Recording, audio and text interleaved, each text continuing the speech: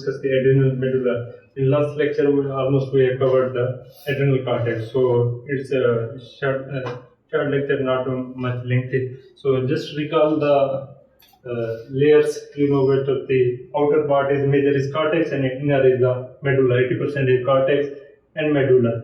So these are layers of your cortex. You already know. I'm just going to the medulla part.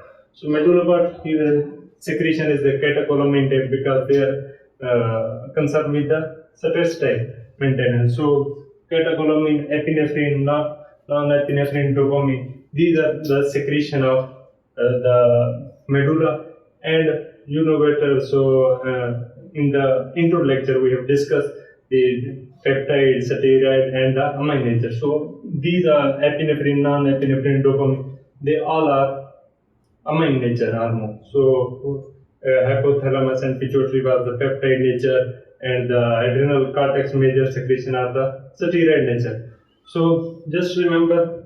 So you already know the GFR, the layers of cortex, and the salt, sugar, sex, stress for the.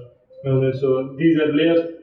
So adrenal medulla, if you recall the anatomy in which I have discussed, the adrenal cortex was mesoderm origin, while the adrenal medulla was the neural ectoderm origin, because it's part of your nervous system. So they are actually modified postganglionic fiber which become the adrenal medulla. So we are coming back to this, but just remember they are the autonomic system, control system is autonomic, especially sympathetic nervous system. Okay, so these are actually, if you look at the pathway, so they are spinal cord. So if you have an idea of the somatic and the autonomic pathway, in somatic we have single neuron. Well, in case of autonomic, we have two. One is the preganglionic, other is the postganglionic fiber. So preganglionic fiber come here, and you cannot see the postganglionic. So the postganglionic fiber modified and become the adrenal medulla. Adrenal medulla is nothing, just modification of your postganglionic fiber. So preganglionic come. So for example, vesiculate come here. So secretion occur. But the epinephrine, norepinephrine, so these are actually major secretion of your adrenal medulla. So postganglionic modified postganglionic fiber are collection. If you define the medulla, you can say postganglionic modified fibers are just medulla. Okay. So these secretion come and enter into the blood because they are endocrine nature. So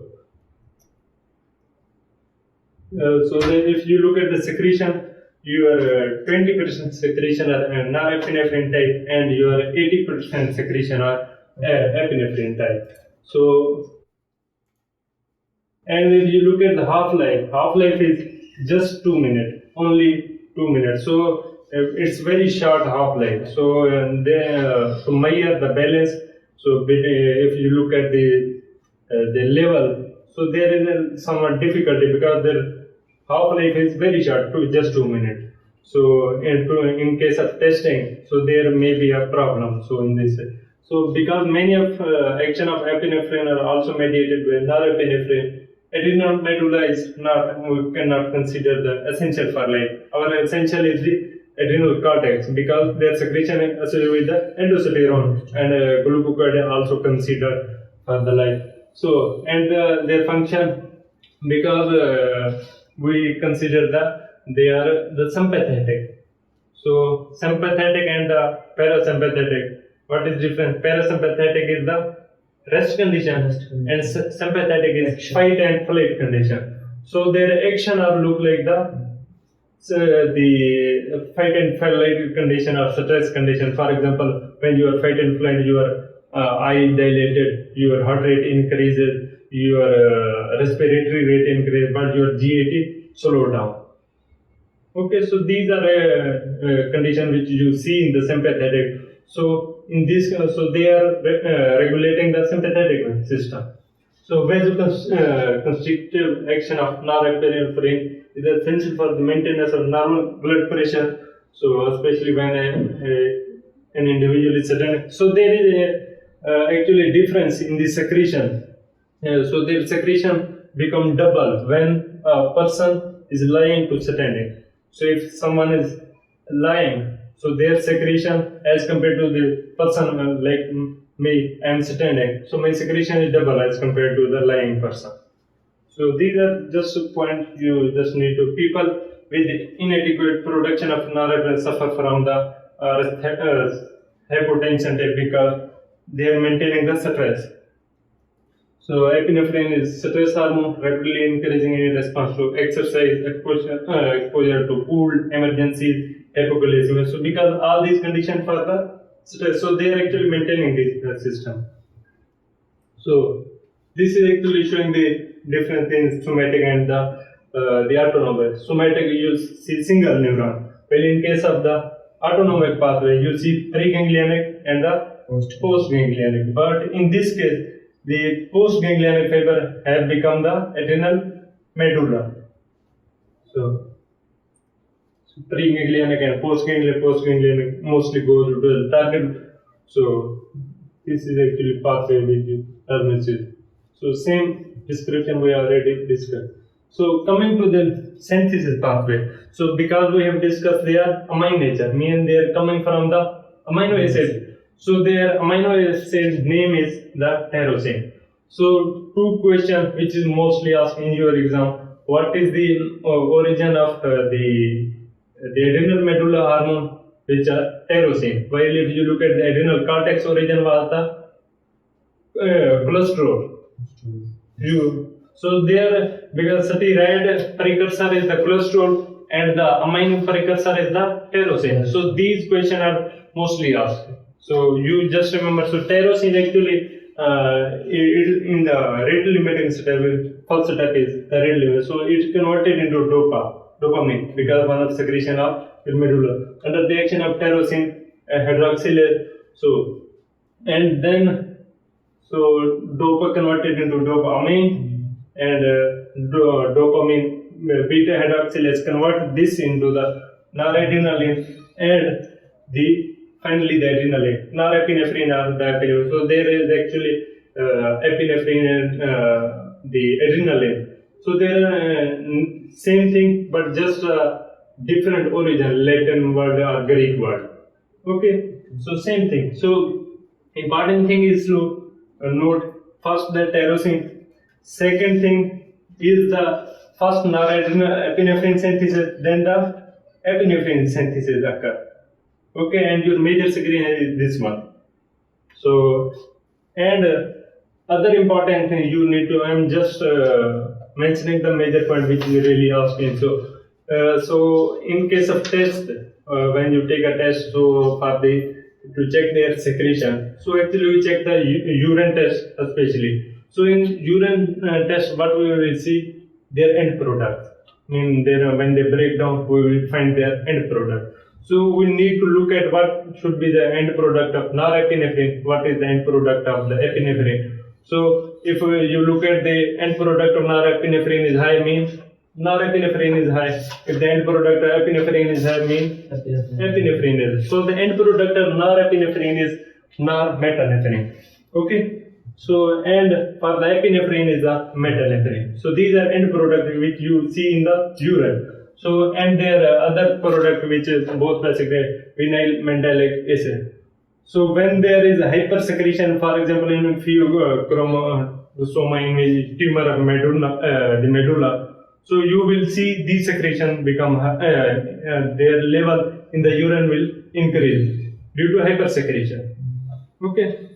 So these are MAO is actually monoamine oxidase which convert in the epinephrine and norepinephrine both into the dihydroxy mandelic acid, which is under the action of catechol transferase converted finally into the mandelic acid. So these are actually the hormones which are used. So just remember their end product: normetanephrine, metanephrine, and the vinyl mandelic acid, or in short for VMA.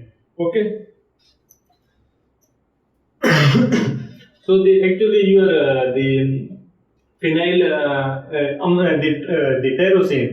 If you look at the tyrosine origin is the PNMT. So phenylethanol amine and methyl transferase. So this is actually precursor of tyrosine. origin of, if you look at that. So, and tyrosine converted dopa, and dopa converted dopamine, dopamine converted into norepinephrine, and norepinephrine is epinephrine. So, and metabolic end product, you know better, the meternephrine, vinyl mandelic acid, and your normeternephrine. So, you will see in the plasma, you can measure it in our urine. So, removal of adrenal medulla reduce the plasma epinephrine to very low level, but does not alter the norepinephrine. So, because their origin is the sympathetic neuron can synthesize it. So, arises from the postganglionic sympathetic. So, I already mentioned this point. So, just come back to the function. So, you know better, they are the stress hormone. Just if you understand the growth hormone function, you can understand the catecholamine function, you can understand the cortisol function. So I'm just recalling those functions which is stress related. So the growth hormone, cortisol, catecholamine, glucagon, epinephrine, these are the stress related. So they are maintaining the stress. So glucagon, they increase the glucose level and the free fatty acid. So when they increase both things, glucose by the decreasing the uptake, glucose uptake, and decreasing glucose utilization, glucogenesis. So all these pathways are going to increase your majorly glucose. So because glucose is our source of energy, so in this way they maintain the stress, and they increase the free fatty acid by increasing the lipolysis, stimulating the HSL and hormone sensitivity. So because this provides acetyl-CoA, which is source of our energy, intermediate major pathway. So, but when there is high acetyl-CoA, no need to glycolysis to synthesize more. So, if a high glycolysis lead to ketogenesis, but there is not function of anabolic, so forget this part. And if you look at the insulinogenic type, so when they cause hyperglycemia. So when there is high glucose, will lead to stimulate beta cell, and beta cell increase the insulin. If too much insulin, beta cell distract, and condition will be the diabetes, but non-insulin dependent. So, and we look at it. So, another function, epinephrine actually inhibit the insulin secretion and increase the glucagon secretion. So you know better, glucagon is our also stress hormone. So in this way they increase the glucose level. So they inhibit the insulin and increase the glucagon secretion. Okay, so all these steps are going to maintain the stress. So just look at the picture and it's enough. So if you look at the catecholamine, they are increasing the cardiac output, blood pressure will be high, and your oxygen consumption will be high, because the condition is the fight and flight condition. So and smooth muscle relaxation. So this will especially in bronchi and GAT, blood vessel supplying the skeletal muscle. So and now important point related to the receptor type, which is really asked in the question. So because their function is in different areas, in the eyes, in the heart, in the GAT, in the urinary system. So they have different receptor in the different area. So we need to look at the alpha. They may be an alpha type adrenergic receptor or beta type adrenergic receptor. So just look at the receptor because each receptor is performing the same job, sympathetic, maintaining the sympathetic. So just look at the alpha type. So alpha are actually alpha 1 and alpha 2, and beta are beta 1, beta 2, beta 3. So alpha 1 are doing what? So they are causing the vasoconstriction, intestinal relaxation, and uterine contraction, pupillary dilation. So these receptors where you will find in the blood vessel, in the GAT, intestinal, and uterine contraction, meaning in the uterine part, and the pupillary dilation. So the location, you can, by the function you can identify their location. So if you look at the alpha 2 receptor, so their pre-synaptic decrease the norepinephrine, and their platelet aggregation vasoconstriction, insulin secretion decrease. So this second receptor, when these hormone attaches with alpha 2 receptor, so they perform these jobs. So when they with the for heart activity, so they are associated with the beta 1 receptor. So they increase the heart rate, contractility, lipolysis function, renin secretion. So for these, and for beta 2 is for the vasodilation, bronchodilation, because increase the respiratory activity, and glucogenolysis to increase the glucose level. So for the beta 3 function is the lipolysis, and they increase the brown fat thermogenesis to increase the heat production, oxygen consumption. So what is really tested in the especially step 1 exam is there this part. So both stimulate your epinephrine and norepinephrine, stimulate alpha 1 and alpha 2, and both stimulate beta 1, but beta 2 is only stimulated by epinephrine. So these points are actually tested especially in step 1 exam. So, and if you recall the signaling pathway in which I mentioned, beta receptor use the GS pathway, and alpha 1 use the GI pathway. So, and alpha 2 use the GQ pathway. So these are actually points. So now we are coming to the pheochromocytoma. So that is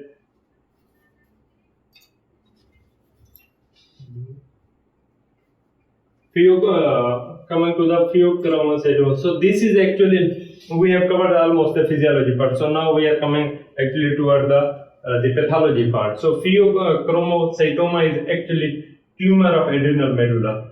Mean when there is tumor, mean their secretion will be high. For example, so mean your epinephrine and norepinephrine level will be high. So this is actually tumor of adrenal medulla originated from chromophene cell. Chromophene cell are actually histological cells of actually adrenal medulla. So along the paravertebral sympathetic chain extending from the pelvis to the base of skull. So this is actual pathway. So in this way, this tumor separate. So and if you look at, so there 95% are abdominal and 90% they are in the adrenal medulla. So if you look at the tumor especially, which is associated with the hypersecretion of the epinephrine, norepinephrine. So there if you look at major 95% in the abdomen, mean in the, we are going to the medulla part. So and there 90% in cases, so they are adrenal medulla type. So secretion excessive amount of epinephrine, norepinephrine 80% occurs, unilaterally on one side.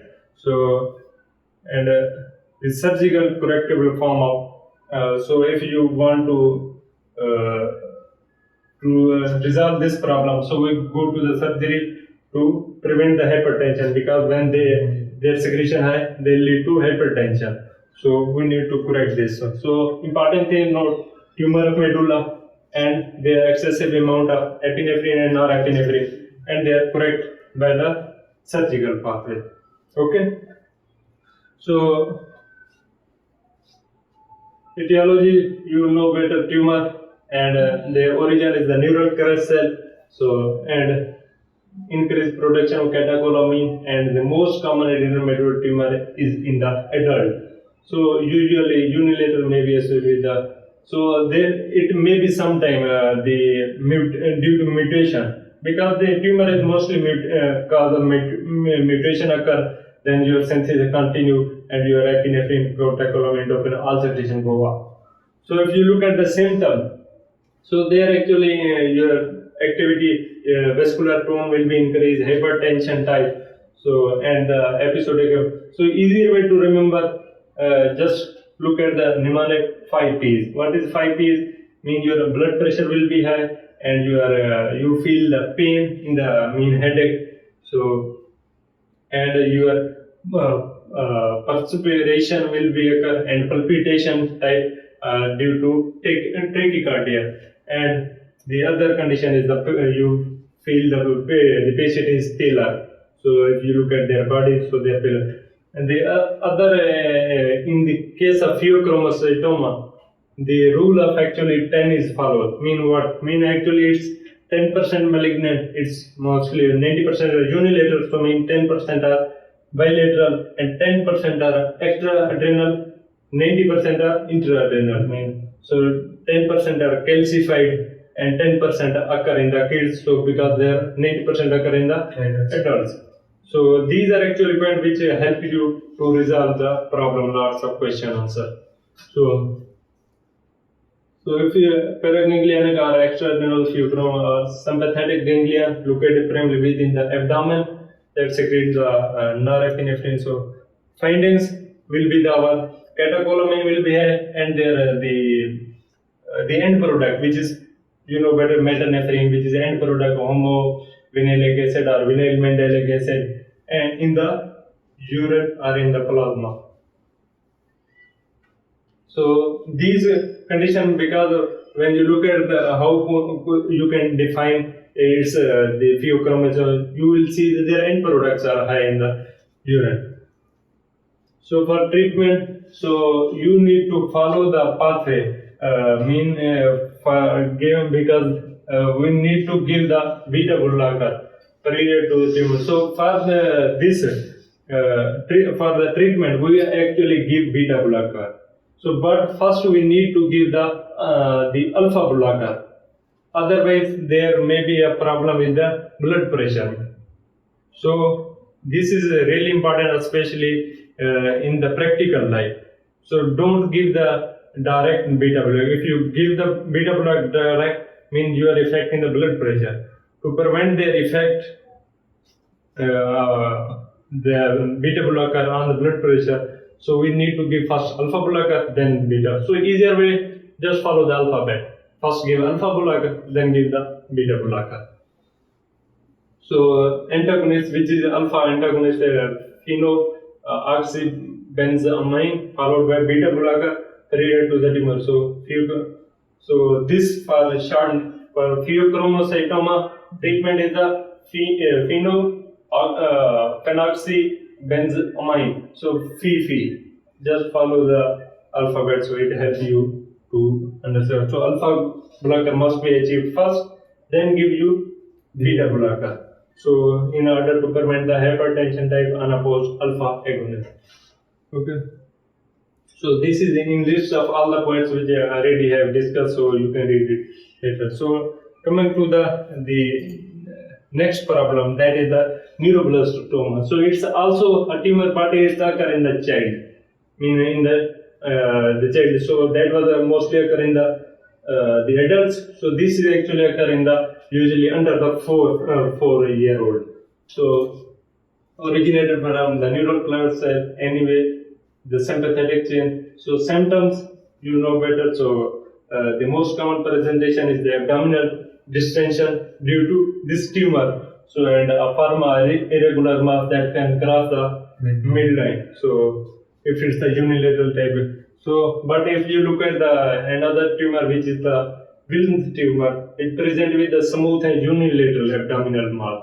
So in this case they cross the midline, but they remain on the unilateral. So it's another tumor. So you will see later.